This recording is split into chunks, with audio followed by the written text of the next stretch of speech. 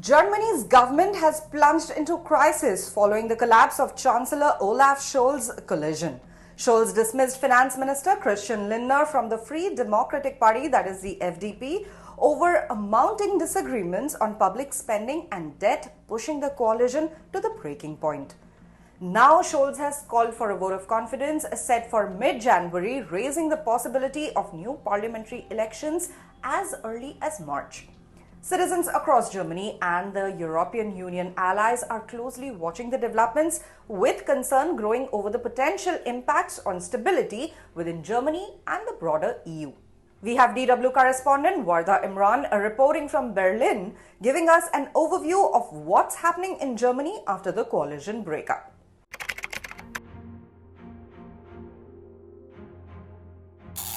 Thanks for having me.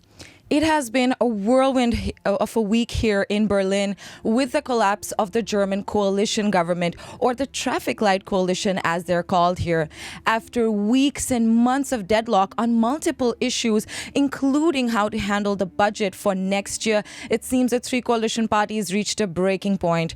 After Chancellor Scholz dismissed Lindner, other FDP ministers, that's the party Lindner was a part of, also officially left their post. This leaves Scholz leading a minority government comprising of his Social Democratic Party and the Green Party.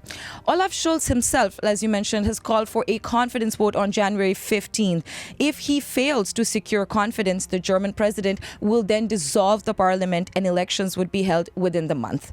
This would push the parliamentary elections slated for September next year 6 months early. Now, opposition parties here are calling for the confidence vote to happen as early as next week, and they want snap elections in January. However, Scholz and his government have said that they will continue until January to pass important legislation that's pending, that gives the chancellor 2 months and 7 days to meet his target. However, it will be extremely hard to get certain laws passed without a majority, so Scholz will need to rely on the help of CDU, this was Angela Merkel's party, and the CSU to get this legislation passed.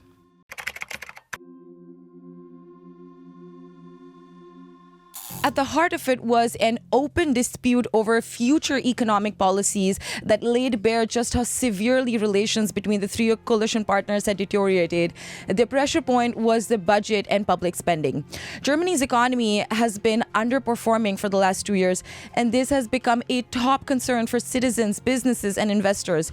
So it was important to take measures to fix the economy and fast.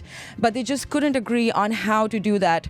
There's also the issue of a 10 billion euro hole in next year's budget and discussions over how to close this gap. The Greens, for example, think that targeted government spending will stimulate the economy. However, ex-Finance Minister Lindner wanted more cuts in spending and a softening of climate regulations. So you see how they were on opposite ends of the discussion. There was also the issue of the debt brake, which basically limits how much debt Germany can take on each year.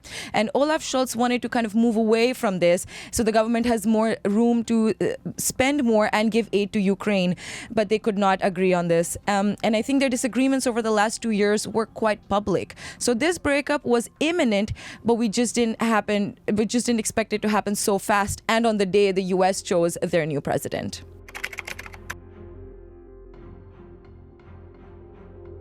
German citizens are having mixed feelings. This government was already deeply unpopular here, according to many different surveys and polls conducted over the last few years. People here are now rallying for the parties they support. But I think citizens are largely unhappy with the way things are unfolding. There are basically two main reactions. One is that they didn't expect the government to collapse so close to the elections, less than a year in their term left, and have this much instability. And the second reaction is from people who did expect that this would happen. Either way, citizens are not happy with the spectacle being made of their domestic issues, and I think people are ready to vote. Polls show that if Germans voted today, the center-right CDU, CSU parties would emerge as the biggest parties. And as far as a reaction from the EU is concerned, Ursula von der Leyen and others seemed unbothered and said this is democracy and it happens that governments collapse, and that she trusts the people here will deal with it. However, big businesses have called for early elections to bring stability.